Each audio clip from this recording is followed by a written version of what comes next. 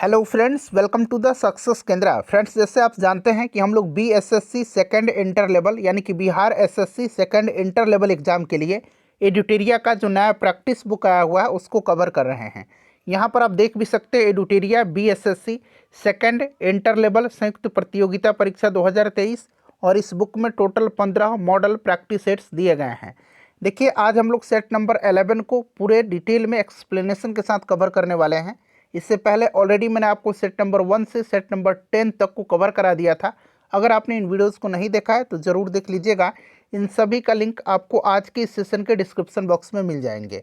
Friends, अगर आप channel पर पहली बार विजिट कर रहे हैं और BSSC second inter level exam की बेहतरीन तरीके से तैयारी करना चाहते हैं तो चैनल को सब्सक्राइब कर लीजिए और जो बगल में बेल आइकन है, घंटी का निशान है, उसको भी ज़रूर दबा लीजिएगा ताकि जब भी Bihar SSC second inter level exam से संबंधित कोई भी इंपॉर्टेंट वीडियो अपलोड किया जाए तो उसका नोटिफिकेशन सबसे पहले आपके पास पहुंच जाए। तो चलिए फ्रेंड्स, बिना देरी किए हुए सेशन आज के स्टार्ट करते हैं। सभी लोग जल्दी से एक बार सेशन को लाइक कर दीजिए और जब सेशन समाप्त हो जाएगा तो इसे कम से कम एक ग्रुप में अवश्य ही शेयर कर दीजिएगा। तो फ्रेंड्स, जैसे मैंने आपको बताया है कि आज इस सेशन में हम लोग बीएसएससी इंटर लेवल एग्जाम के लिए एडुटेरिया का जो नया प्रैक्टिस बुक आया हुआ है उसके सेट नंबर 11 को हम लोग डिस्कस करेंगे। इससे पहले ऑलरेडी मैंने आपको सेट नंबर 1 से सेट नंबर 10 तक को पूरी डिटेल में एक्सप्लेनेशन के साथ कवर कराया हुआ है। अगर आपने इन सेट्स को नहीं देखे हैं, नहीं लगाया इन सेट्स को, तो ज़रूर लगा लीजिएगा। इन सभी का लिंक आपको आज की इस सेशन के डिस्क्रिप्शन बॉक्स में मिल जाएंगे। फ्रेंड्स, सभी लोग प्लीज़ एक बार जल्दी से सेशन को लाइक कर दीजिए। चलिए स्टार्ट करते हैं। थोड़ा सा मैं जूम कर देता हूं ताकि प्रश्न जो है आपको स्पष्ट रूप से दिखाई दे। फ्रेंड्स, 2 दिन से स्वास्थ्य ठीक नहीं था जिसके कारण वीडियो अपलोड नहीं हो पा रहे थे। अब बिल्कुल मैं स्वस्थ हूँ, अब नियमित रूप से आपको वीडियो मिलते रहेंगे। चलिए पहला प्रश्न पढ़ेंगे। देखिए, पहला प्रश्न है कि किस वाद में उच्चतम न्यायालय ने यह व्यवस्था दी कि प्रस्तावना संविधान का एक भाग है। फ्रेंड्स, अगर आप आंसर पहले से जानते हैं तो आंसर कमेंट बॉक्स में देकर के बताते चलेंगे। इससे क्या होगा कि आपका रिवीजन होते चलेगा और साथ ही साथ जो भी मैं एक्सप्लेन करूंगा उसको भी ध्यानपूर्वक जरूर सुनिएगा। इस तरह से क्या होगा कि एक प्रश्न के साथ साथ आपके 2 से 3 प्रश्न जो हैं कवर होते चलेंगे। अब देखिए, किस वाद में उच्चतम न्यायालय ने यह व्यवस्था दी कि प्रस्तावना संविधान का एक भाग है। इसका आंसर पहले मैं बता देता हूँ। ऑप्शन सी हो जाएगा, केशवानंद भारतीवाद। अब ध्यान से सुनिए। देखिए, संविधान की प्रस्तावना को संविधान की कुंजी कहा जाता है। इस बात को आपको ध्यान रखना है, ठीक है। और देखिए, प्रस्तावना को न्यायालय में परिवर्तित नहीं किया जा सकता है। यह निर्णय यूनियन ऑफ इंडिया बनाम मदन गोपाल 1957 के निर्णय में घोषित किया गया। बेरुवादी यूनियनवाद 1960 में सर्वोच्च न्यायालय ने यह निर्णय दिया कि जहां संविधान की भाषा संदिग्ध हो वहां प्रस्तावना विधिक निर्वाचन में सहायता करती है।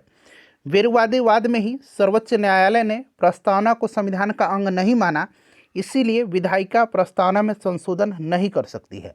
परंतु सर्वोच्च न्यायालय ने केशवानंद भारती बनाम केरल राज्यवाद 1973 में कहा कि प्रस्तावना संविधान का अंग है, इसीलिए विधायिका यानी कि संसद उसमें संशोधन कर सकती है।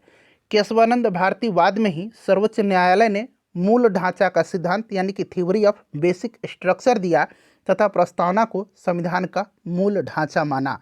संसद संविधान की मूल ढांचे में नकारात्मक संशोधन नहीं कर सकती है। स्पष्टतः संसद वैसा संशोधन कर सकती है जिससे मूल ढांचा का विस्तार और मजबूतीकरण होता है। इसीलिए ऑप्शन नंबर सी यहाँ पर राइट आंसर हो जाएगा, केशवानंद भारतीवाद। ध्यान रखिएगा। चलिए नेक्स्ट, और प्रस्तावना में एक बार संशोधन हुआ है, 42वां संविधान संशोधन 1976 के द्वारा। इसमें समाजवादी, पंथ निरपेक्ष और अखंडता शब्द जोड़े गए हैं। अगला प्रश्न करेंगे और सभी लोग अपना अपना स्कोर जरूर कमेंट करके बताइएगा। चलिए, निम्नलिखित में से कौन राज्यों के पुनर्गठन से संबंधित नहीं है? इसमें से कौन सा आयोग जो है राज्यों के पुनर्गठन से संबंधित नहीं है? अब यहाँ पर थोड़ा सा ध्यान से सुनिएगा।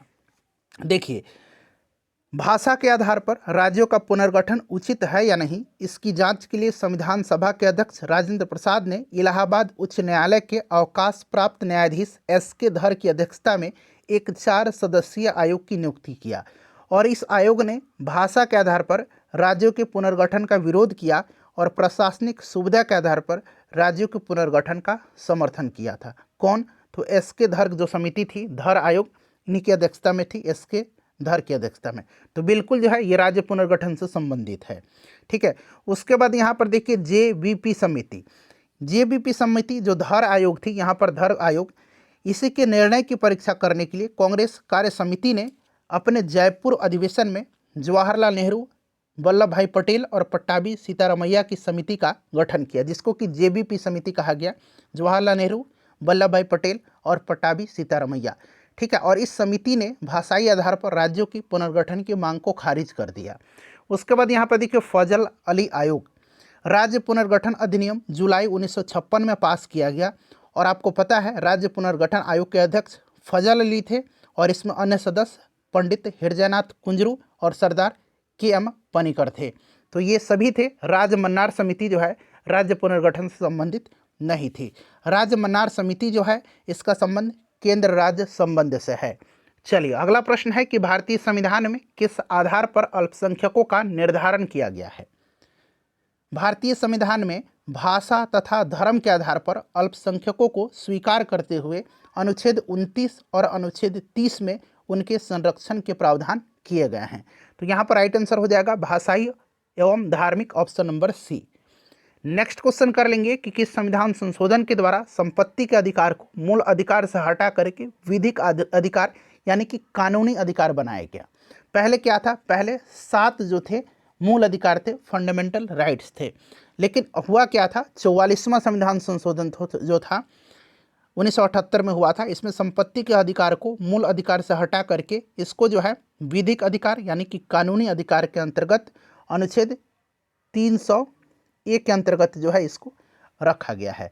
और इस प्रकार से अब वर्तमान में कुल 6 मौलिक अधिकार यानी कि फंडामेंटल राइट्स हैं। ऑप्शन नंबर यहाँ पर बी राइट आंसर हो जाएगा। देखिए किसी राज्य में अधिकतम कितने समयावधि तक राष्ट्रपति शासन लागू रह सकता है। अच्छा, राज्यों में राष्ट्रपति शासन आर्टिकल 356 के तहत होता है, ये चीज़ आप ध्यान रखिएगा। और एक बार में संसदीय अनुमोदन के उपरांत 6 माह तक के लिए राष्ट्रपति शासन लगाया जा सकता है, और इसे आगे बढ़ाने के लिए पुनः संसदीय अनुमोदन आवश्यक है। और इस तरह अधिकतम 3 वर्षों के लिए राज्य में राष्ट्रपति शासन लगाया जा सकता है। तो यहाँ पर 3 वर्ष राइट आंसर हो जाएगा। अगला प्रश्न है कि राष्ट्रपति किसी मामले में सर्वोच्च न्यायालय यानी कि सुप्रीम कोर्ट से सलाह ले सकते हैं, इसका उल्लेख किस अनुच्छेद में है। बिल्कुल, राष्ट्रपति जो है किसी भी मामले में सर्वोच्च न्यायालय से सलाह ले सकते हैं, परंतु उस सलाह को मानने के लिए बाध्य नहीं होते हैं। यह किस अनुच्छेद में है, तो अनुच्छेद 143 में है। ऑप्शन डी यहाँ पर बिल्कुल राइट आंसर हो जाएगा। ठीक है। चलिए उसके बाद नेक्स्ट क्वेश्चन है कि किसी राज्य में पंचायतों के निर्वाचन की तिथि की घोषणा कौन करता है। अनुच्छेद 243 के मैंने आपको बताया भी था इसके बारे में। देखिए अनुच्छेद 243 के अनुसार राज्य में पंचायतों के लिए कराए जाने वाले सभी निर्वाचनों के लिए निर्वाचक नामावली तैयार करने का और उन सभी निर्वाचनों के संचालन का अधीक्षण, निर्देशन और नियंत्रण एक राज्य निर्वाचन आयोग में निहित होता है। तो यहाँ पर right answer option number B हो जाएगा, राज्य निर्वाचन आयोग। चलिए उसके बाद नेक्स्ट क्वेश्चन करेंगे कि निम्नलिखित में से कौन संघ सूची का विषय नहीं है। संघ सूची का विषय इसमें से कौन सा नहीं है। तो यहाँ पर आप देखेंगे पुलिस जो है, पुलिस यह संघ सूची का विषय नहीं है। पुलिस, लोक व्यवस्था, स्थानीय स्वशासन, ये सभी राज्य सूची के अंतर्गत आते हैं। ठीक है। चलिए नेक्स्ट क्वेश्चन करेंगे कि प्लासी युद्ध के बाद बंगाल में किसे नवाब के दरबार में अंग्रेज रेजिडेंट नियुक्त किया गया। नया प्रश्न हो सकता है आपके लिए। अच्छा देखिए प्लासी का युद्ध कब हुआ था, तो 23 जून 1757 को। इसमें नवाब सिराजुद्दौला की हार हो गई थी। अंग्रेजी सेना का नेतृत्व रॉबर्ट क्लाइव कर रहा था, अंग्रेजों की जीत हुई थी। ठीक है। और प्लासी के युद्ध के उपरांत अंग्रेज विजय हुए थे ना, उसके बाद उपरांत क्या हुआ था कि अंग्रेज ने मीर जाफर को बंगाल का नवाब बना दिया और ल्यूक स्क्रॉप्टन को नवाब के दरबार में अंग्रेज रेजिडेंट नियुक्त किया था। यहाँ पर option number B Luke Scrafton right answer हो जाएगा। देखिए अगला प्रश्न है कि अंग्रेजों द्वारा पेशवा प्रथा किस पेशवा के काल में समाप्त कर दिया गया था। तो फ्रेंड्स यह पेशवा जो था यह कौन था, तो यह बाजीराव द्वितीय था। बाजीराव द्वितीय जो था मराठा साम्राज्य के पतन में इसका सर्वाधिक योगदान था और यह सहायक संधि स्वीकार करने वाला प्रथम मराठा सरदार भी था। तीसरा आंग्ल मराठा युद्ध जो हुआ था, इसके बाद पेशवा प्रथा समाप्त कर दी गई और उस समय पेशवा पद पर बाजीराव द्वितीय आसीन था। बाजीराव द्वितीय को जो है वार्षिक पेंशन देकर के कानपुर के निकट बिठूर में रहने के लिए भेज दिया गया, जहां पर 1853 में इसकी मृत्यु हो गई। तो यहाँ पर बाजीराव द्वितीय राइट आंसर हो जाएगा। चलिए, किस अधिनियम द्वारा गवर्नर जनरल को मुख्य सेनापति तथा गवर्नर जनरल दोनों की शक्तियां प्रदान की गई? तो फ्रेंड्स, यह 1786 का अधिनियम था। इसके द्वारा गवर्नर जनरल को मुख्य सेनापति और गवर्नर जनरल दोनों की शक्तियां प्रदान की गई। ठीक है ना। तो 1786 का अधिनियम के द्वारा ही गवर्नर जनरल को विशेष परिस्थितियों में अपनी परिषद के निर्णय को रद्द करने और अपने निर्णय को लागू करने का भी अधिकार दिया गया था। ऑप्शन नंबर डी यहाँ पर करेक्ट आंसर हो जाएगा। देखिए, यहाँ पर मिलान करना है, एक तरफ संस्था है, दूसरी तरफ उनके संस्थापक है। डिप्रेस्ड क्लास मिशन सोसाइटी, इसकी स्थापना जो है विट्ठल रामजी सिंधे ने किया था। डिप्रेस्ड क्लास मिशन सोसाइटी की स्थापना विट्ठल रामजी सिंधे ने, तो यहाँ पर देखिए VR सिंधे दिया गया, विट्ठल रामजी सिंधे ने किया था। All India depressed class association की स्थापना महात्मा गांधी जी ने किया था। तो यहाँ पर देखिए महात्मा गांधी दिया गया है। ठीक है ना, थोड़ा सा ध्यान से इसमें। The all India depressed class federation की स्थापना बाबा साहब अम्बेडकर जी ने किया था। ठीक है, और सत्यशोधक समाज की स्थापना ज्योतिबा फूले ने किया था। अब इसको मिला लीजिएगा, मैं यहाँ पर 2 4 1 3 यहाँ पर लिख दे रहा हूँ, इसका आंसर हो जाएगा। चलिए, भारतीय विश्वविद्यालय अधिनियम 1904 के अध्यक्ष निम्न में से कौन थे? अच्छा, ये भारतीय विश्वविद्यालय अधिनियम 1904 में यहाँ पर पहले ध्यान दीजिएगा।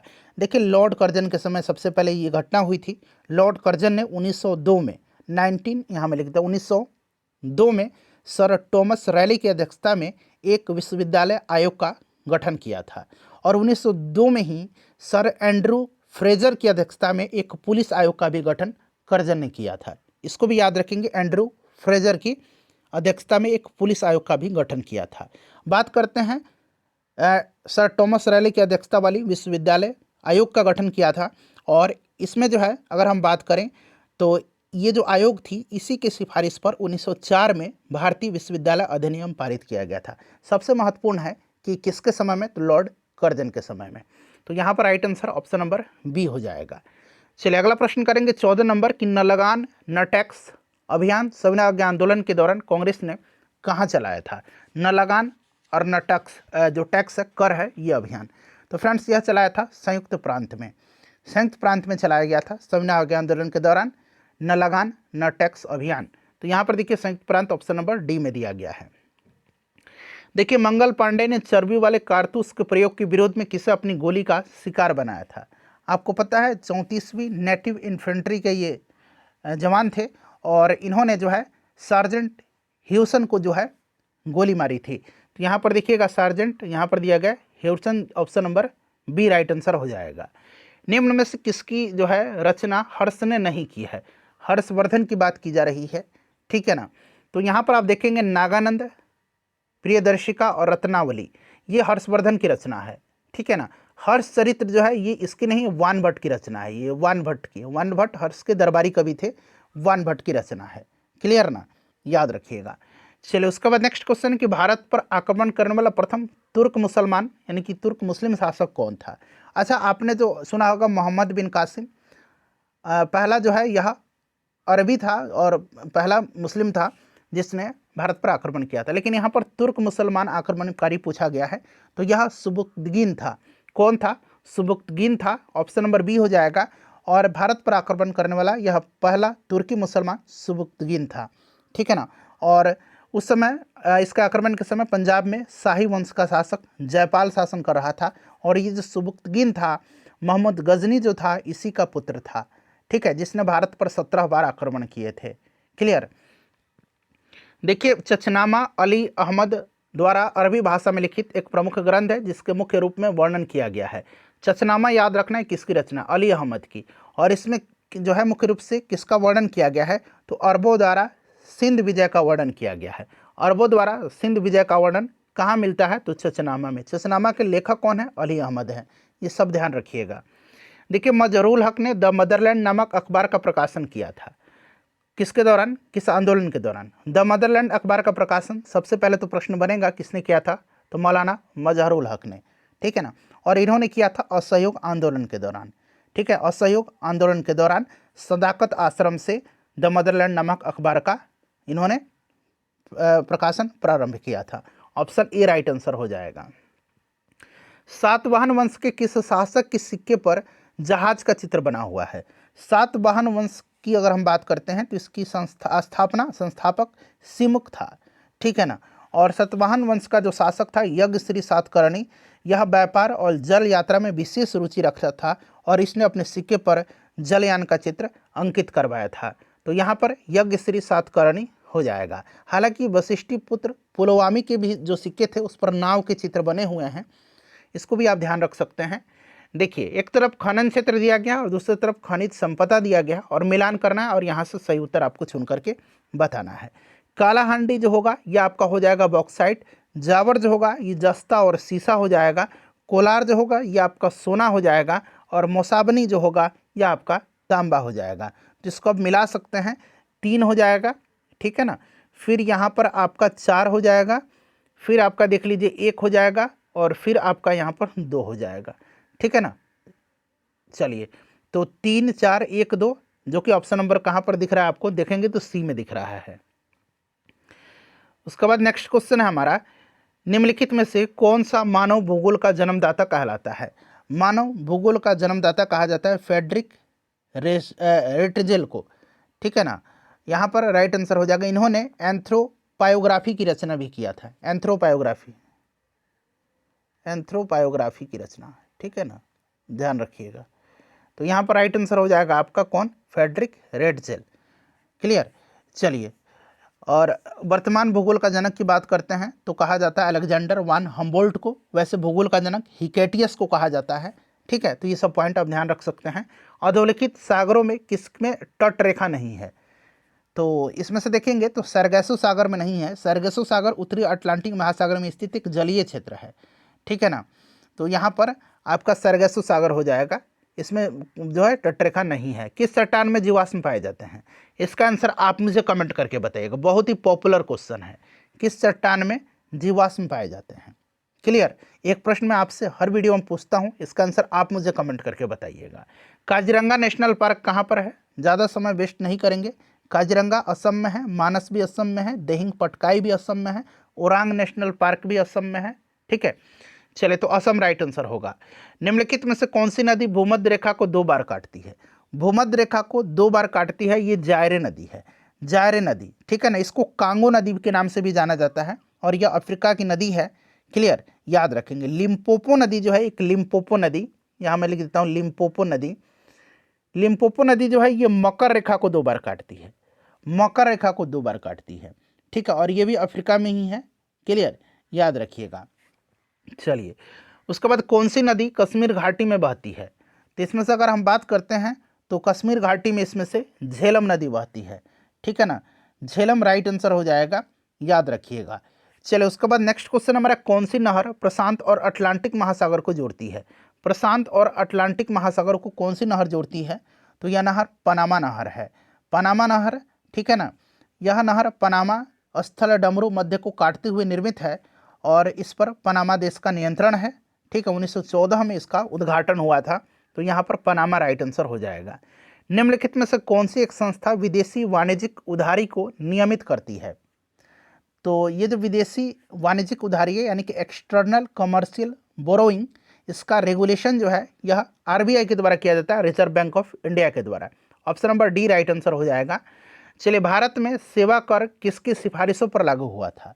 सेवा कर जो है यह किसकी सिफारिश पर लागू हुआ था? वर्तमान में जो है आपको सेवा कर को वस्तु एवं सेवा कर जीएसटी में विलय किया गया है, ध्यान रखिएगा। और कर के आधार पर जो है ज़्यादा विस्तृत करने के लिए राजा जे चलैया जो कमेटी थी, इसी के संस्तुति पर सेवा कर को 1994-95 में केंद्रीय बजट से प्रारंभ किया गया था।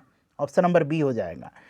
देखिए, विकास के मानवीय पक्ष पर निम्नलिखित में से किस एक ने सबसे पहले ध्यान केंद्रित किया?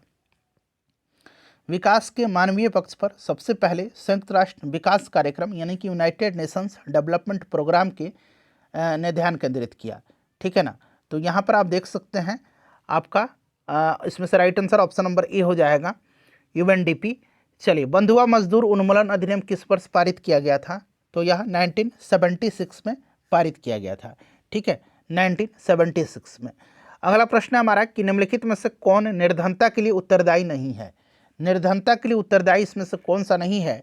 तो अपर्याप्त समृद्धि कर, जनसंख्या की उच्च वृद्धि दर एवं बेरोजगारी निर्धनता के लिए उत्तरदायी है, जबकि बढ़ता निवेश दर जो है यह निर्धनता के लिए उत्तरदायी नहीं है।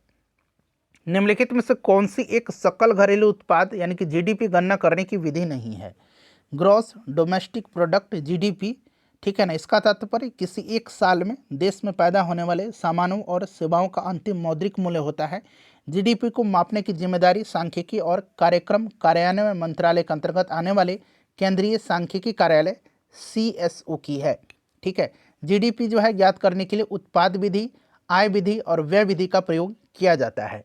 ह्रासमान लागत विधि इसमें नहीं होगा। नगद आरक्षित अनुपात को कम करने से अर्थव्यवस्था पर इसका निम्नलिखित प्रभाव पड़ेगा। तो यहां पर आप देखेंगे कूट में से आंसर आपको चुन करके बताना है। तो पहला, दूसरा, तीसरा, चौथा यहां पर राइट आंसर हो जाएगा। यानी कि आप देख सकते हैं ये सभी हो जाएगा। बैंक के पास अधिक तरलता लाभ होगा, अर्थव्यवस्था में निवेश वृद्धि देखने को मिल सकती है, अर्थव्यवस्था में मुद्रा पूर्ति बढ़ सकती है और वास्तविक निवेश दर में गिरावट आ सकती है। तो सही आंसर हो जाएगा, सभी हो जाएगा। द बिहार हेराल्ड समाचार पत्र किस वर्ष प्रकाशित किया गया था? तो फ्रेंड्स यह जो है 1875 में गुरु प्रसाद सेन के द्वारा प्रकाशित किया गया था, ठीक है। गुरु प्रसाद सेन के द्वारा 1875 में। उसके बाद देखिए भारत वन स्थिति रिपोर्ट 2021 के अनुसार बिहार में वन प्रतिशत कितना है? इंपॉर्टेंट क्वेश्चन है, 7.84% है। बिहार का क्षेत्रफल अगर पूछा जाएगा तो याद रखिएगा 94,163 वर्ग किलोमीटर, बड़ा ही महत्वपूर्ण है। 7.84% यहाँ पर राइट आंसर हो जाएगा। शराब पर स्वास्थ्य चेतावनी लागू करने वाला पहला देश कौन सा है? तो यह देश जो बना है यह आयरलैंड बना है। आयरलैंड राइट आंसर हो जाएगा। चलिए, हाल ही के दिनों में चर्चा में रहा हॉलमार्क यूनिक आइडेंटिफिकेशन यानी कि HUID नंबर में कुल कितने अंक हैं? तो अब जो है नंबर 6 अंक का यूनिक जो है अल्फा न्यूमेरिक कोड है यह, क्लियर ना। तो यहाँ पर 6 अंक हो जाएगा इसका राइट आंसर, 6 राइट आंसर हो जाएगा। चलिए, प्रतिवर्ष विश्व सतत परिवहन दिवस कब मनाया जाता है? तो यह 26 नवंबर के दिन मनाया जाता है, सतत परिवहन को लेकर के लोगों को जागरूक करने के उद्देश्य से, ठीक है। विश्व सतत परिवहन दिवस 26 नवंबर के दिन। तो यहाँ पर 26 नवंबर, यहाँ पर ऑप्शन नंबर C में देख रहे हैं। चलिए, अंतर्राष्ट्रीय बौद्धिक संपदा सूचकांक 2023 में भारत का स्थान क्या है? यह जारी करता है US चैम्बर ऑफ कॉमर्स, ठीक है ना। और 2023 में भारत का स्थान 42वां है, पहले स्थान पर अमेरिका है। उसके बाद चलिए 42 नंबर क्वेश्चन यहाँ पर है कि shaping A future of rights विषय के साथ कौन सा दिवस 2023 में मनाया गया है? Shaping A future of rights विषय के साथ कौन सा जो है दिवस 2023 में मनाया गया है? तो यह दिवस है विश्व प्रेस स्वतंत्रता दिवस, जो कि प्रत्येक वर्ष जो है 3 मई के दिन मनाया जाता है। 3 मई के दिन मनाया जाता है, ठीक है। चाय दिवस 21 मई के दिन मनाया जाता है। विश्व विरासत दिवस कब मनाया जाता है? विश्व विरासत दिवस कब मनाया जाता है? तो मैंने आपको अभी शायद बताया है विश्व सतत परिवहन दिवस 26 नवंबर के दिन, ठीक है ना। जल दिवस आपको पता है, जल दिवस मनाया जाता है 22 अप्रैल के दिन, ठीक है ना। 22 मार्च के दिन, 22 मार्च के बिहार दिवस और जल दिवस मनाया जाता है। 22 अप्रैल के दिन पृथ्वी दिवस मनाया जाता है, तो ये नोट कर लीजिएगा, ठीक है। 22 मई के दिन जैव विविधता दिवस मनाया जाता है, सब याद ध्यान रखिएगा। ऑपरेशन मेघचक्र निम्नलिखित में से किसके द्वारा चलाया गया है? ऑपरेशन मेघचक्र जो है यह बाल यौन शोषण से जुड़ी सामग्री को ऑनलाइन प्रसारित करने वाले के खिलाफ कार्रवाई करने के उद्देश्य से CBI के द्वारा यह चलाया गया है, ऑपरेशन मेघचक्र। तो ऑप्शन A राइट आंसर हो जाएगा। बजट 2023-24 के तहत शिक्षा पर कितने व्यय करने की योजना बनाई गई है? तो शिक्षा पर हो जाएगा आपका 1,12,899 करोड़, जो कि ऑप्शन नंबर यहाँ पर आप देख सकते हैं B में दिया गया है, ठीक है। चलिए, उसके बाद नेक्स्ट क्वेश्चन है हमारा कि, और यहाँ पर देख सकते हैं 5,17,034 करोड़ जो है ये परिवहन पर। उसके बाद यहाँ पर देख सकते हैं, ठीक है ना, ये आपको 1,12,899 करोड़ जो है यह शिक्षा पर, जो कि ऑप्शन B इसका आंसर होगा, ठीक है ना। चलिए, उसके बाद नेक्स्ट क्वेश्चन है कि टाइम पत्रिका सूची 2023 के तहत किस अभिनेता को शामिल किया गया इसमें? तो टाइम पत्रिका में शामिल सबसे प्रभावशाली भारतीय व्यक्तियों की सूची में भारत के 2 व्यक्तियों को शामिल किया गया है, जिसमें शाहरुख खान और एस राजामौली हैं। तो यहाँ पर शाहरुख खान है और एस राजामौली भी, ध्यान रखिएगा। हाल ही में तारिक फ़तेह का निधन हो गया। उनका संबंध किस क्षेत्र से था? तारिक फ़तेह जो थे ये पाकिस्तानी मुल्क के जाने माने एक कनाडाई लेखक थे, ठीक है ना। ये कनाडा के निवासी थे, पाकिस्तानी मुल्क के थे और हाल ही में इनका निधन हो गया है। और तो right answer option number A हो जाएगा, लेखक। केंद्र सरकार के द्वारा कुनो राष्ट्रीय उद्यान में कितने दक्षिण अफ्रीकी चीतों को लाए जाने की योजना बनाई जा रही है? कुनो जो आपका राष्ट्रीय उद्यान है ये मध्य प्रदेश में है, ठीक है। और यहाँ से 12 राइट आंसर हो जाएगा। कुनो राष्ट्रीय पार्क में फिर से जो है दक्षिण अफ्रीका से 12 और चीते लाए जाने की घोषणा की जा रही है। तो 12 यहाँ पर करेक्ट आंसर हो जाएगा। चलिए, पहला वैश्विक बौद्ध शिखर सम्मेलन 2023 का आयोजन कहाँ किया गया?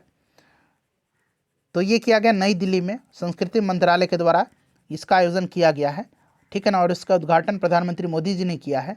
राइट आंसर यहाँ पर नई दिल्ली हो जाएगा। प्रसिद्ध पुस्तक जो है कथकली डांस थिएटर, पुस्तक के लेखक कौन है? तो इसको लिखा किसने है? तो इसको लिखा है कथकली डांस थिएटर पुस्तक को के गोपालकृष्णन ने, के गोपालकृष्णन ने, ठीक है। स्मोक एंड एसेज, ध्यान रखिएगा, अमिताभ घोष की है। विक्ट्री सिटी सलमान रुश्दी की है। रिफॉर्म नेशन जो है गौतम चिकरमानी की है। My life as a comrade K Shailaja की पुस्तक है। मंगलयान 2 किस वर्ष तक प्रक्षेपित करने का लक्ष्य रखा गया है? 2024 तक रखा गया है, ठीक है ना। 2024 यहाँ पर राइट आंसर हो जाएगा। चलिए, ज्योति तीव्रता जिसको कि ल्यूमिनस इंटेंसिटी कहा जाता है, इसका एसआई यूनिट क्या है? तो ल्यूमिनस इंटेंसिटी का एसआई यूनिट जो है ये कैंडेला होता है, कैंडेला है। और कैंडेला एक मूल मात्रक भी है, ठीक है। तो कैंडेला राइट आंसर हो जाएगा। निम्नलिखित में से कौन रक्त जमाव के लिए जो है आपका इसमें से आवश्यक है? रक्त जमाव के लिए आवश्यक है। यहाँ पर थोड़ा सा देख लीजिएगा, एम्पियर विद्युत धारा का है। मोल जो है, मोल आपको पता है पदार्थ की मात्रा का होता है, ठीक है ना। और रेडियन जो है ये समतल एंगल का होता है। बताएंगे इसका राइट आंसर क्या हो जाएगा? तो इसमें से देखिए विटामिन के तो आपको पता है, कैल्शियम और फाइब्रिनोजन एक प्रोटीन है, यह भी रक्त के जो है जमाव के लिए आवश्यक होता है। चलिए, उसके बाद देखिए किस रोग में तांबा ऊतकों में जमा हो जाता है? तो यह रोग विल्सन रोग है, विल्सन रोग है। और विल्सन रोग में जो होता है तांबे धातु के अत्यधिक वृद्धि के कारण यह होता है। तो यह विल्सन हो जाएगा यहाँ पर। इसमें से देखिएगा कि निम्न में से किस तरंग को उष्मा तरंग भी कहते हैं? उष्मा तरंग कहा जाता है इंफ्रारेड को, इंफ्रारेड को कहा जाता है, ठीक है ना। इंफ्रारेड को कहा जाता है, इंफ्रारेड यहाँ पर राइट आंसर हो जाएगा। चलो, उसके बाद देखिएगा कि नींबू में लिटिल लीफ रोग होता है किसकी कमी के कारण? नींबू में लिटिल लीफ रोग जो होता है ये तांबा के कारण होता है। मक्का में वाइट बर्ड नामक रोग होता है, मक्का में जो है वाइट बर्ड नामक रोग होता है, ये होता है जिंक के कारण, जस्ता के कारण, ठीक है। तो ध्यान रखिएगा, ये सब ध्यान रखिएगा, ठीक है ना। चुकंदर में हॉट रोट नामक रोग होता है बोरोन के कारण। धान में खैरा रोग जिंक के कारण होता है। आलू में ब्लैक हार्ट रोग होता है भंडारण में ऑक्सीजन की कमी के कारण। यहाँ पर ऑप्शन ए हो जाएगा। सूर्य के चारों ओर पृथ्वी की गति है, तो यह पीरियोडिक है, आवधिक गति है, ठीक है ना। तो यहाँ पर देखेंगे ये आपका पीरियोडिक राइट आंसर हो जाएगा। चलिए, उसके बाद अगला प्रश्न करेंगे कि वह घटना जिसके द्वारा किसी सतह पर पड़ने वाले आपतित प्रकाश को वापस उसी माध्यम में भेजा जाता है क्या कहलाता है? वापस उसी माध्यम में चला जाएगा, तो ये परावर्तन कहलाता है, ठीक है ना। परावर्तन कहलाता है, परावर्तन यहाँ पर राइट आंसर हो जाएगा, ठीक है ना। चलिए, परावर्तन करेक्ट आंसर हो जाएगा। तो यहाँ पर परावर्तन हो जाएगा। और यहाँ पर देखिएगा डिफ्रैक्शन ऑफ लाइट दिया गया है विवर्तन। विवर्तन क्या है?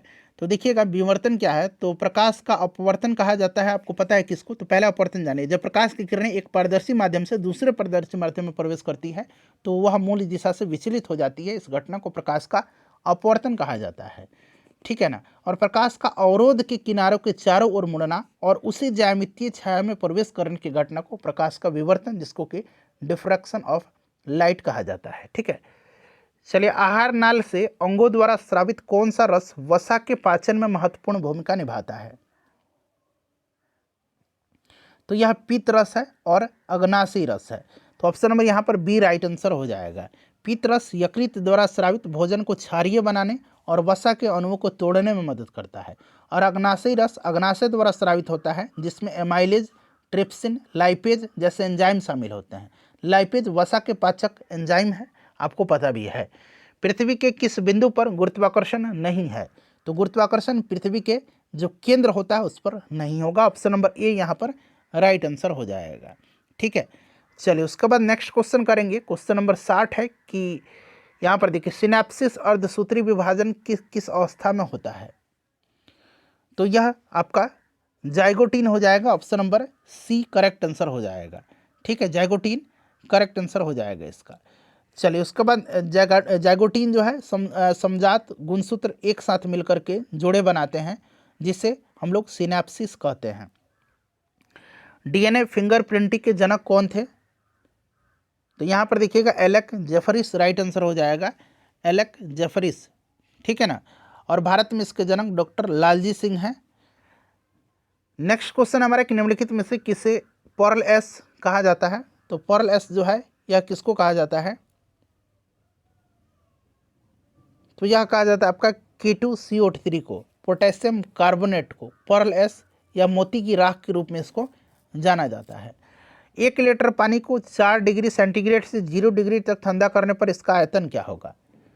तो आयतन इसका बढ़ेगा। सामान्य अवस्था में पदार्थ की आयतन गर्म करने पर बढ़ती है तो ठंडा करने पर घटती है, किंतु जल की अनोखी जो यूनिक प्रॉपर्टी है इसके कारण 4 डिग्री सेंटीग्रेड से 0 डिग्री तक ठंडा करने पर जल का आयतन बढ़ता है, क्योंकि इस दौरान जल का घनत्व कम होता है। इसीलिए ऑप्शन नंबर यहाँ पर बी राइट आंसर होगा। वॉशिंग सोडा के एक अणु में जल के कितने अणु होते हैं? तो वॉशिंग सोडा का देख लीजिए Na2CO3 इंटू 10H2O जल का अणु पूछा गया, तो यहाँ पर देख सकते हैं 10H2O, तो ये आपका यहाँ पर 10 राइट आंसर हो जाएगा। ठीक है, कपूर और अमोनियम क्लोराइड के संदर्भ में सही कथन का चयन करें। तो यहाँ पर आप देखेंगे यह दोनों जो हैं ऊर्ध्वपातन से गुजरते हैं, सब्लिमेशन से गुजरते हैं। उसके बाद देखिए निम्नलिखित में से किस धातु को मोम में रखा जाता है? मोम में रखा जाता है किसको? तो लिथियम को रखा जाता है। लिथियम को मोम में रखा जाता है। ठीक है, और सोडियम पोटेशियम को मिट्टी तेल में रखा जाता है। तो यहाँ पर आपका हो जाएगा लिथियम को जो है आपका मोम में रखा जाता है, मोम में। ऑप्शन नंबर यहाँ पर लिथियम हो जाएगा। देखिए पुनर्जनन की शक्ति यानी कि पावर ऑफ रीजनरेशन सबसे कम होता है। सबसे कम जो होता है ये होता है कहाँ पर? तो ये आपका जो मस्तिष्क की कोशिका है उनका होता है। तो यहाँ पर मस्तिष्क की कोशिका राइट आंसर हो जाएगा। चलिए पौधे में ऑक्सीजन हार्मोन की भूमिका होती है। ऑक्सीजन हार्मोन की भूमिका जो होती है, ऑक्सीजन एक पादप हार्मोन है और इसका जो हो जाएगा ऑप्शन बी कोशिका विभाजन और जो है बढ़ाव में होता है। ठीक है, चलिए उसके बाद नेक्स्ट क्वेश्चन है हमारा, ऑक्सीजन जो है आपका खरपतवार को भी नष्ट करता है, फसलों को गिरने से भी बचाता है और विगलन को भी, पत्ती का जो विगलन है उसको भी रोकता है। उसके बाद देखिएगा कि फूल का कौन सा भाग विकसित होकर के फल बनता है? तो ये ओवरी होता है, अंडाशय होता है। मनुष्य के उत्सर्जन तंत्र में कितने अंग होते हैं? तो उत्सर्जन तंत्र में अगर बात करें, उत्सर्जन प्रणाली जिसे गुर्दे की प्रणाली भी कहा जाता है, उसमें एक किडनी, आपका एक यूट्रस यानी कि मूत्रवाहिनी, मूत्राशय और एक मूत्रमार्ग होता है। तो यह इस तरह से 4 राइट आंसर हो जाएगा। ब्लीचिंग पाउडर के निर्माण में उपयोगी पदार्थ कौन सा है? तो ब्लीचिंग पाउडर ड्राई जो होता है, ड्राई सेलेक्ट लाइम जो होता है उसमें सूखा बुझा हुआ चूना और क्लोरीन हो जाएगा इसका राइट आंसर। ऑप्शन नंबर यहाँ पर बी करेक्ट आंसर हो जाएगा। आयनिक बंध के निर्माण के दौरान एक परमाणु से दूसरे परमाणु में स्थानांतरण होता है, तो यहाँ पर राइट आंसर आपका हो जाएगा इलेक्ट्रॉन हो जाएगा। धातु से अधातु में इलेक्ट्रॉन के स्थानांतरण से बनने वाले यौगिक को आयनिक यौगिक और इनके बीच के जो बॉन्ड होता है उसको आयनिक बॉन्ड कहा जाता है। इसीलिए आयनिक बंध के निर्माण में इलेक्ट्रॉन का स्थानांतरण होता है। नेक्स्ट है कि निम्नलिखित में से कौन कार्बन का अपरूप नहीं है, एलोट्रोप नहीं है? तो यहाँ पर आप देखेंगे तो इसमें से आपका फ्लोरीन नहीं होगा, बाकी फुलेरिन, ग्रेफाइट, हीरा, ठीक है ना, ये सब कार्बन के अपरूप हैं। चलिए उसके बाद नेक्स्ट क्वेश्चन है हमारा कि समानांतर प्रतिरोध वाले सर्किट का प्रभावी प्रतिरोध होता है समानांतर में। तो इसमें क्या होता है? समानांतर में व्यक्तिगत प्रतिरोध से कम होता है। ठीक है ना, तो व्यक्तिगत प्रतिरोध से कम हो जाएगा। यहाँ मैंने बराबर पर लगा दिया, ऑप्शन ए राइट आंसर हो जाएगा। देखिए कार्य को किस सूत्र के द्वारा व्यक्त किया जाता है? तो कार्य बराबर होता है बल गुना विस्थापन। ठीक है ना, फोर्स इंटू डिस्प्लेसमेंट होता है। आपने वर्क इक्वल टू एफ पढ़ा होगा। ठीक है ना, तो यहाँ पर देखेंगे तो ऑप्शन ए राइट आंसर हो जाएगा। फ्रेंड्स इन 75 प्रश्नों में अपना आप लोग स्कोर बताइएगा, वीडियो को लाइक करिएगा, शेयर करिएगा, टेलीग्राम से जुड़िए, PDF आपको वहाँ पर मिलेगा।